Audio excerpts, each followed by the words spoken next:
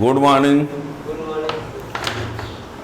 आज आप लोगों को हमने फिजिक्स सेकेंड चैप्टर का सबसे इम्पॉर्टेंट टॉपिक लेके आया हूँ, parallel plate capacitor. Parallel plate capacitor, जो पैरेलल प्लेट कैपेसिटर से जो डेरिवेशन है, वो डेरिवेशन जो है वो सभी बोर्ड एग्जाम के लिए उतना ज़रूरी है और नीट जेईई के लिए बहुत ज़रूरी है, क्योंकि उससे जो डेरिवेशन बनता है, उस डेरिवेशन के बाद जो क्वेश्चन बनते हैं वो हर एग्जाम में आते हैं। इसलिए आज का टॉपिक आप लोगों के लिए सेकंड चैप्टर का सबसे इम्पॉर्टेंट है। इसके बिना आप लोग हमेशा पीछे ही रह जाओगे। एक क्वेश्चन इससे बन ही जाता है किसी भी कंपटीशन एग्जाम में, ठीक है। तो इसके पहले तक आप लोग यदि कैपेसिटर क्या होता है उसका प्रिंसिपल समझे होंगे तो थोड़ी आसानी रहेगी, है ना। इसके पहले लेक्चर में हमने प्रिंसिपल ऑफ कैपेसिटर बताया भी है, तो उसको आप उसको ज़्यादा डिटेल में समझना होगा तो देख सकते हैं। फिलहाल आज का जो टॉपिक है वो पैरेलल प्लेट कैपेसिटर है। पैरेलल प्लेट कैपेसिटर, ठीक है ना। पैरेलल प्लेट कैपेसिटर, भाई कंडेंसर, ठीक है ना। आप लोगों को बता दें कैपेसिटर क्या होता है, हमने बताया है। कैपेसिटर क्या होता है, जिससे to increase capacity, to increase capacity, capacity increase करने के लिए एक डिवाइस बनाई गई है। जो कैपेसिटी इंक्रीज हो जाती है उसके साइज शेप में कोई चेंजिंग नहीं होती है ना। इसका प्रिंसिपल हमने पढ़ा दिया है, इसका प्रिंसिपल हमने पढ़ाया है। इसके बाद इसका टाइप में, इसके टाइप में आप लोगों को बता दें, एक होता है parallel plate capacitor, parallel plate capacitor, और ये एक होता है स्फेरिकल, है ना, कैपेसिटर, और एक होता है सिलेंड्रिकल, सिलेंड्रिकल कैपेसिटर। आप लोगों के सिलेबस में मेन ये है, थोड़ा बहुत इससे भी क्वेश्चन का ही बना रहता है। एनसीईआरटी बुक में इसमें एग्जाम्पल में क्वेश्चन है, इससे तो नहीं है वैसे, है ना। पैरेलल प्लेट कैपेसिटर जो है सबसे ज़्यादा ज़रूरी है, ठीक है। तो पैरेलल प्लेट कैपेसिटर, इसको जानने के लिए आपको ये पता होना चाहिए C=Q/V होता है, ये आपको पता होना चाहिए। V इंटेंसिटी डिस्टेंस होता है, ये भी पता होना चाहिए। E=σ/2K∪0, ये भी पता होना चाहिए। यानी आप जब इसको पढ़ेंगे तो ये सब आपसे आने चाहिए कि C=Q/V होता है, पोटेंशियल डिफरेंस इंटेंसिटी डिस्टेंस होता है, E=σ/2K∪0 होता है। ये सब का सब आना चाहिए, ठीक है। इन सब का यूज होगा। तो पैरेलल प्लेट कैपेसिटर के लिए पूरी हम एक ही बार स्टोरी टाइप से सुना देते हैं। सबसे पहले आप क्या करेंगे, पैरेलल प्लेट कैपेसिटर का एक डायग्राम बनाएंगे। कोई भी कैपेसिटर हो, चाहे पैरेलल हो, चाहे स्फेरिकल हो, चाहे सिलेंड्रिकल हो, उसमें दो कंडक्टर रहेंगे, दो कंडक्टर लेना ही पड़ेगा। अब दो कंडक्टर लेंगे तो पैरेलल प्लेट है तो दो ठो प्लेट होंगी, स्फेरिकल है तो दो ठो स्फेयर होंगे, सिलेंड्रिकल है तो दो सिलेंडर होंगे, ठीक है। इसको हम डिराइव करने के लिए air medium, dielectric medium, partial dielectric medium तीनों में है। तो हम फिलहाल पहले डाई इलेक्ट्रिक मीडियम लेके चलते हैं, कंप्लीट डाई इलेक्ट्रिक मीडियम, फिर उसी को डाई इलेक्ट्रिक 1 कर देंगे तो एयर हो जाएगा।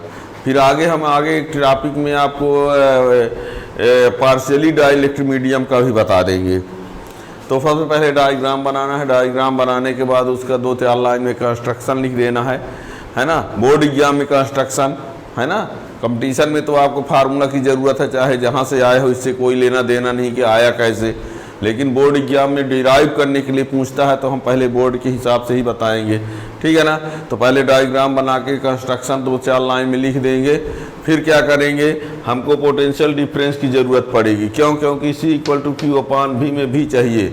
अब भी की ज़रूरत है तो V E × D होता है, तो इंटेंसिटी चाहिए।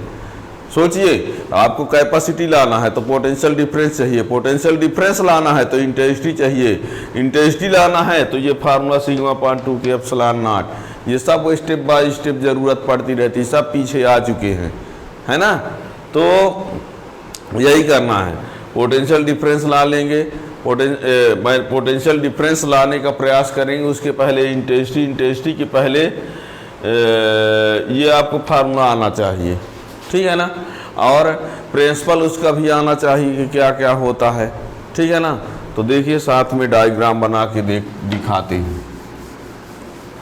हम यहाँ पर सबसे पहले क्या कर लेते हैं, ए और 2, ए और बी मान लो, 1 2 न कहते हो, ए बी कर देते हैं। ए बी क्या है, 2 प्लेट हैं, और ये दोनों प्लेटें जो हैं एक दूसरे से हम मान के चलते हैं कितने डिस्टेंस पर है, डी डिस्टेंस पर। ये कोई डिजाइन है, ज़रूरी नहीं कि ऐसे ही बनाओगे। A and B are 2 plate parallel to each other. A B 2 plate हैं जो एक दूसरे से क्या हैं, पैरेलल है। ए बी 2 प्लेट हैं जो एक दूसरे से पैरेलल हैं, कितने सेपरेशन पर हैं, डी सेपरेशन पर हैं। इनके बीच में इसको जब हम प्लस चार्ज देंगे, इसमें क्या करेंगे, प्लस चार्ज देंगे, तो ये प्रिंसिपल से आपको पता हो चुका है कि इसके इन साइड में माइनस चार्ज इंड्यूस्ड होगा और आउटसाइड में क्या होगा, प्लस चार्ज इंड्यूस्ड होगा। लेकिन यदि इसको अर्थ से कनेक्ट कर देंगे तो ये प्लस चार्ज कहाँ आ जाएंगे, अर्थ में, ठीक है।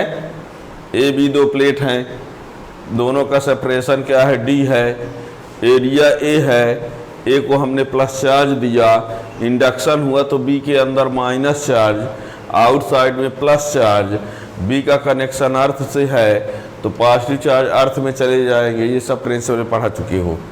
इलेक्ट्रिक फील्ड लाइन, ये देखिए इलेक्ट्रिक फील्ड लाइन है, प्लस से माइनस की तरफ दिखा रहे हैं हम, ठीक है ना। ये इलेक्ट्रिक फील्ड लाइन को इंडिकेट कर रहे हैं, प्लस टू माइनस, ठीक है, ये भी ठीक है। अब प्लेटों के बीच का डिस्टेंस कम से कम लिया जाता है, इन दोनों प्लेटों के बीच का डिस्टेंस कम से कम लिया जाता है। उसके 2 फैक्टर हैं, 2 वजह हैं। प्लेटों के बीच का डिस्टेंस कम से कम लेंगे तो कैपेसिटी ज़्यादा से ज़्यादा होगी, और प्लेटों के बीच का डिस्टेंस कम से कम लेंगे तो इलेक्ट्रिक फील्ड यूनिफॉर्म होगी, है ना। पैरेलल प्लेट कैपेसिटर के दोनों प्लेट का डिस्टेंस जो है कम से कम लिया जाता है ताकि उसकी कैपेसिटी ज़्यादा से ज़्यादा हो और उनके बीच की जो इलेक्ट्रिक फील्ड हो यूनिफॉर्म हो, ठीक है ना। तो ये क्या कहा हमने, फिर से सुनना, A and B are 2 plate parallel to each other at separation D, ठीक है। इन दोनों की एरिया को ए माने लेते हैं, प्लेट ए की एरिया ए, प्लेट बी की एरिया भी ए, एरिया मीन्स ए, है ना। ए और बी भले प्लेट का नाम है। फिर इसके बीच में जो मीडियम हम ले रहे हैं, मान कर चलते हैं कि यहाँ जो भरा हुआ है कोई वैक्स मतलब जो भी मान लो, वैक्स पेपर जो भी, मतलब एक्सेप्ट एयर, इसके बीच में जो मीडियम है वो डाई इलेक्ट्रिक है। डाई इलेक्ट्रिक कांस्टेंट के लिखा जाता, तो क्या लिखा है हमने, बीच में क्या मीडियम है, डाई इलेक्ट्रिक, ठीक है ना। अब क्या करेंगे, हमको इसकी कैपेसिटी लाना है।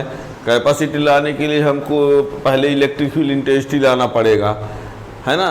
तो प्लेट ए की ड्यू इंटेंसिटी लाएंगे, प्लेट बी के ड्यू इंटेंसिटी लाएंगे, दोनों को प्लस कर देंगे तो ए और बी के बीच का इंटेंसिटी मिल जाएगी, ए बी के बीच की इंटेंसिटी।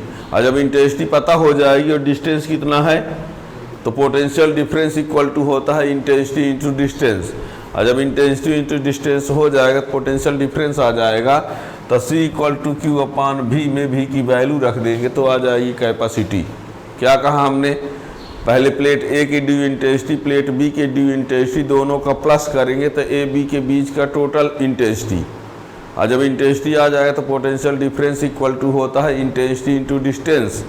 और जब इंटेंसिटी इंटू डिस्टेंस कर देंगे तो पोटेंशियल डिफरेंस आ जाएगा, और पोटेंशियल डिफरेंस आ जाएगा तो सी इक्वल टू क्यू अपान भी में भी की वैल्यू रख देंगे, आंसर, ठीक है ना। अब इंटेंसिटी कैसे लाएंगे, तो इंटेंसिटी के लिए फार्मूला पढ़ाया जा चुका है, sigma upon K epsilon not, sigma अपान 2 के एप्सिलॉन नॉट एक प्लेट के लिए, तो दूसरे के लिए भी उतने होगा, है ना। अब दोनों का प्लस कर देंगे। जैसे यहाँ की बात करें तो उधर है इंटेंसिटी, इसके डी भी होगी, उधर है इधर डायरेक्शन, तो दोनों का प्लस हो जाएगा, ठीक है ना। यहाँ की इंटेंसिटी इसके ड्यू इतना आएगा, इसके ड्यू भी इतना आएगा, और दोनों की डायरेक्शन सेम होगी, तो बीच की इंटेंसिटी लाने के लिए दोनों का क्या कर दिया जाएगा, प्लस, ठीक है ना। चलिए देखते हैं क्या करेंगे, देखना क्रम से, जैसा बोर्ड एग्जाम में लिखना है वो हम लिखवा रहे हैं, है ना। नीट जेई वाले केवल डेरिवेशन से सब काम कर लेंगे, लेकिन बोर्ड एग्जाम के लिए लिखना कैसे होता है वो हम बता रहे हैं उसको भी, ठीक है ना। इधर दिख रहा है let A and B are two plate parallel to each other. क्या कहा, A and B are two, A and B है यहाँ, है ना।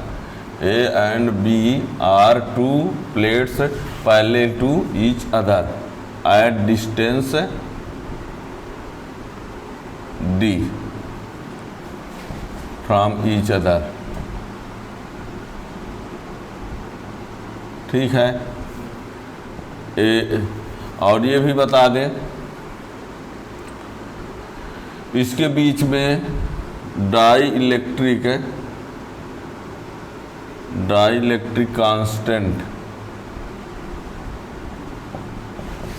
के is filled between A and B. Plate B is connected to earth, है ऐसा, ठीक है ना। Surface charge density of plates is sigma, where sigma equal to Q upon A. ये ए क्या है, एरिया। ध्यान दीजिए, sigma equal to Q upon E, तो ए एरिया है, ये मत सोचिए ए प्लेट का नाम है। ए और बी अपने आप में प्लेट का नाम है, लेकिन यहाँ ए क्या है, एरिया। ए की भी एरिया, बी की भी एरिया क्या है, ये। Plate B is connected to earth, surface charge density of plates is sigma, where sigma equal to Q upon A. इतना ठीक है, कोई दिक्कत नहीं है। अब होता क्या है, हम ए को क्या देंगे, प्लस चार्ज, तो इंडक्शन से बी के इनर साइड में माइनस चार्ज होगा, आउटर साइड में प्लस चार्ज। अब बी का कनेक्शन अर्थ से है तो प्लस चार्ज अर्थ में चले जाएंगे, दैट मीन्स ए पर सिर्फ प्लस चार्ज और बी पर माइनस चार्ज बचेगा, ठीक है ना।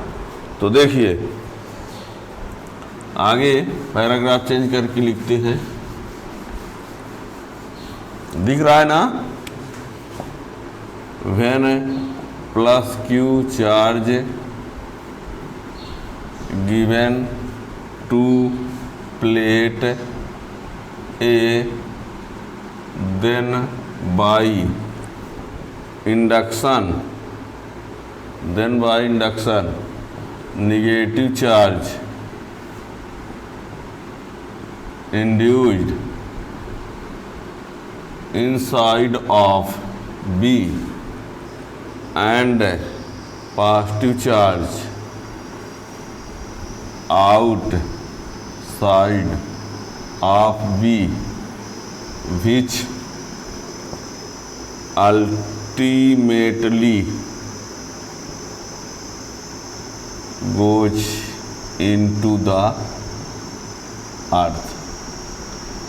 क्योंकि वो प्लस अर्थ से कनेक्ट है तो प्लस चार्ज उसमें चले गए, ठीक है। When plus Q charge given to plate A, then by induction negative charge induced inside of B and positive charge outside of B, which ultimately goes into the earth. इतना लिख दिया आपने, ठीक है। फिर क्या बोला था हमने, intensity due to plate A और intensity due to plate B, फिर total intensity between A and B, तो दोनों का प्लस, फिर potential difference equal to intensity into distance, और जब पोटेंशियल डिफरेंस आ जाता C equal to Q upon V में भी की वैल्यू, बस काम खत्म। ठीक है ना, देखते हैं। Now electric field intensity due to plate A is E equal to sigma upon 2k epsilon naught. दोनों का चार्ज डेंसिटी हम इक्वल ये ले रहे हैं, sigma equal to A, and due to plate B is E B equal to sigma upon 2k epsilon naught. इसकी direction ये होगी, इसकी भी डायरेक्शन ये होगी। कैसे? इसके ड्यू इंटेंसिटी की डायरेक्शन ये होगी यहाँ, और इसके ड्यू इंटेंसिटी की डायरेक्शन भी उधर ही होगी, है ना। Away from A toward B, यानी दोनों की डायरेक्शन ये सेम होगी। ठीक है। So net electric field intensity, net electric field intensity between A and B. ध्यान दीजिएगा, हम किसके बीच की बात कर रहे हैं, ए एंड बी के बीच। तो E इक्वल टू होगा ई ए प्लस ई बी। ई ए प्लस ई बी क्यों हुआ? क्योंकि दोनों की डायरेक्शन क्या होगी, सेम होगी, है ना। यहाँ इंटेंसिटी लाएंगे तो ये प्लस के ड्यू इंटेंसिटी उधर होगी और माइनस की ड्यू भी उधर होगी, क्योंकि यूनिट पॉजिटिव चार्ज कंसीडर करेंगे, हैं। जो इसके पहले कुछ न जानते होंगे तो उनको दिक्कत जाएगी, उनको लगता होगा कैसे कह देते हैं कि इंटेंसिटी उधर होगी। उनके लिए हम थोड़ा बताना चाहेंगे। देखना, यहाँ इंटेंसिटी यदि लाना है तो यहाँ यूनिट पॉजिटिव चार्ज कंसीडर करेंगे। यूनिट पॉजिटिव तो ये प्लस इसको क्या करेगा, यहाँ यूनिट पॉजिटिव चार्ज कंसीडर करेंगे तो ये प्लस इसको क्या करेगा, रिपल करेगा, तो उसकी डायरेक्शन ये हुई। और माइनस चार्ज इसमें जो है तो ये माइनस चार्ज इसको क्या करेगा, अपनी तरफ अट्रैक्ट। तो इसके ड्यू इंटेंसिटी की डायरेक्शन ये हो, ये देख लो, है ना। तो यहाँ पर दोनों के बीच जो इंटेंसिटी लाएंगे तो वो दोनों का प्लस हो जाएगा। अब इसमें क्या है, sigma upon 2k epsilon not plus sigma upon 2k epsilon not add कर देंगे तो sigma upon k epsilon not आएगा। 2 से 2 कैंसिल हो जाएगा, ठीक है ना। सिग्मा सिग्मा 2 से 2 कैंसिल, तो sigma upon K epsilon not. तो ये क्या आया, ए और बी के बीच का इलेक्ट्रिक फील्ड इंटेंसिटी। और जब इंटेंसिटी आ गया तो पोटेंशियल डिफरेंस, ठीक है। तो now potential difference, now potential difference between A and B is V equal to intensity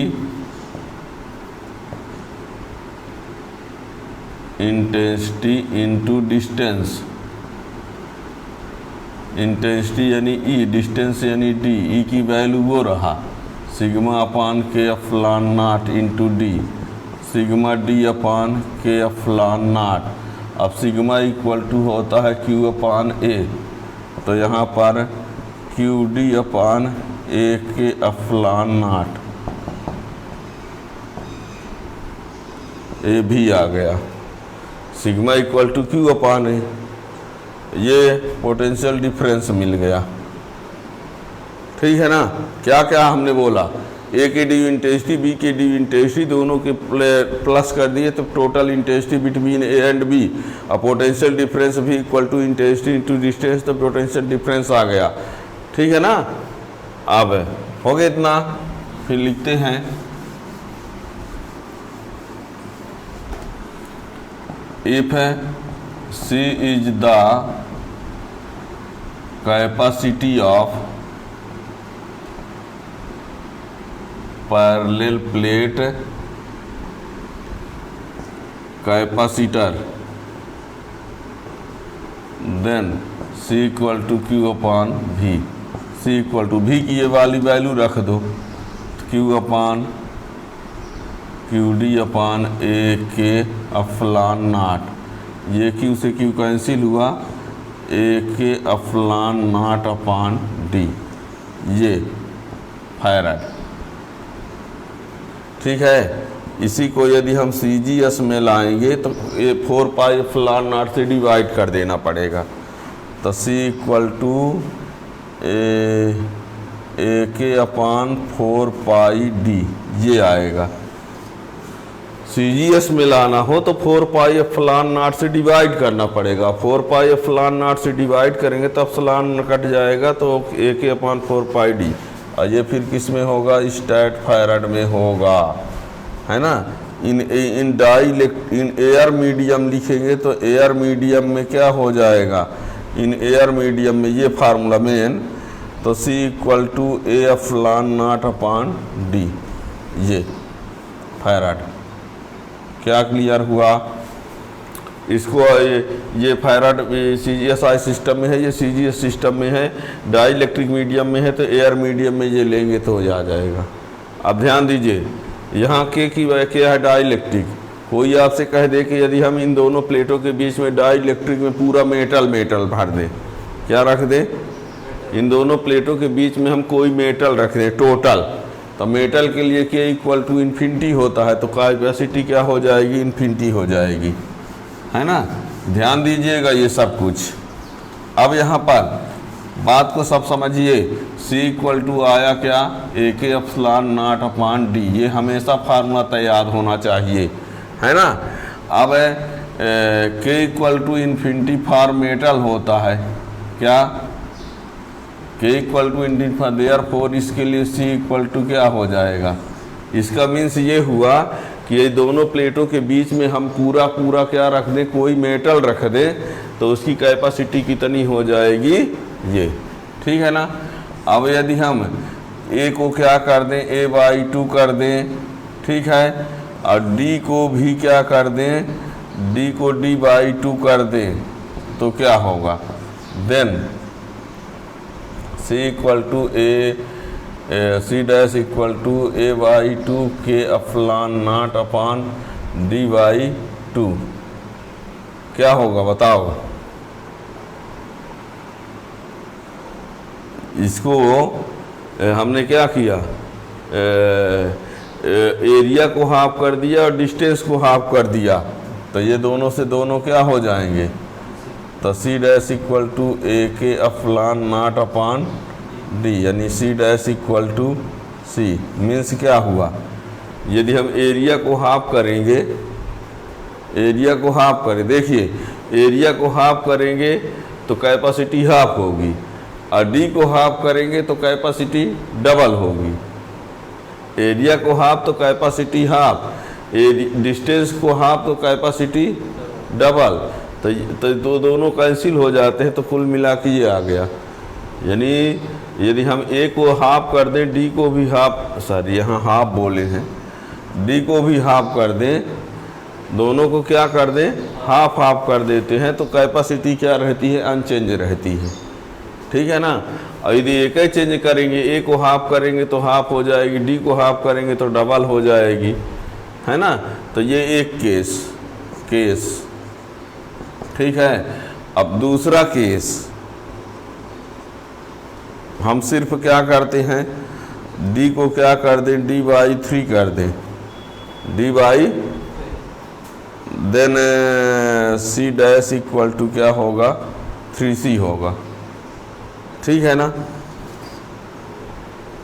तो ये सब कुछ आप लोग जानते रहिएगा, ठीक है ना।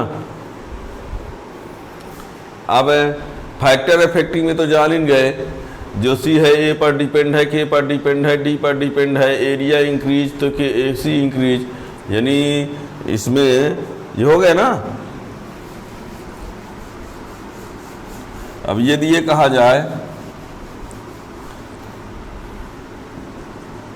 फॉर इंक्रीजिंग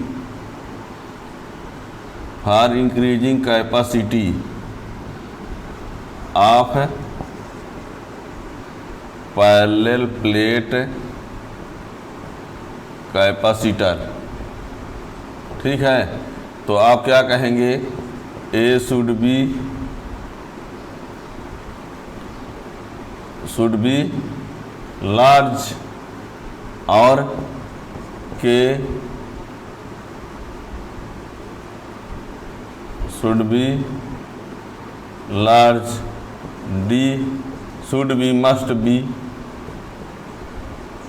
स्मॉल, ठीक है ना। मस्ट शुड, अब इसमें आप न जाओ कि कहीं आप शुड लिखते हैं कहीं मस्ट लिखते हैं, आप मीनिंग समझो बस। यदि हम इसी कैपेसिटी को इंक्रीज करना चाहते हैं तो ए क्या होना चाहिए, ज़्यादा डायरेक्टली में है, और के भी डायरेक्टली में है, और डी क्या है, इन्वर्सली में है, ठीक है ना। यानी इसी को यदि आप इंक्रीज करना चाहते हैं तो ए इंक्रीज होना चाहिए, के इंक्रीज होना चाहिए, और डी क्या होना चाहिए, डिक्रीज। समझ गए होंगे। सी को इंक्रीज करना है तो ए इंक्रीज, के इंक्रीज, डी डिक्रीज, ठीक है ना। अब इनसे आपसे कोई न्यूमेरिकल क्वेश्चन पूछा जा सकता है, ए के जगह पर पाई आर स्क्वायर लिख दें, ए के जगह क्या लिख दें, पाई आर स्क्वायर। अब प्लेट की एरिया आप देखो, यदि ये कह दिया गया कि प्लेट की एरिया को डबल करेंगे, समझिए प्लेट की एरिया को आर के बदले में क्या लिख दें, 2r, तो सी जो है 4 टाइम्स क्या होगा, बात को समझो। जैसे सी जो है एरिया का डायरेक्टली है, सी जो है एरिया का, और एरिया जो है रेडियस का क्या है, 4 टाइम्स। यानी आर स्क्वायर होता है ना, तो जब आर स्क्वायर होता है तो जब हम रेडियस को डबल करेंगे तो एरिया क्या हो जाएगा, उसका स्क्वायर 4 होगा, तो कैपेसिटी भी क्या हो जाएगी, 4 टाइम्स। याद रखना ये सब, समझ रहे हैं कि नहीं। ए को इंक्रीज करेंगे ये बढ़ेगा। अब यहाँ ये डिक्रीज नहीं, ये साइन है हमने लगा है, ऐसा कर दे, नहीं तो डिक्रीज समझ जाओगे। ये हमने ये कहा A equal to pi R square, pi R square में आर को हमने 2r कर दिया तो ये 4 टाइम्स आ जाएगा, ठीक है ना। जो हमने कहा वो समझने का प्रयास करिए। Thank you.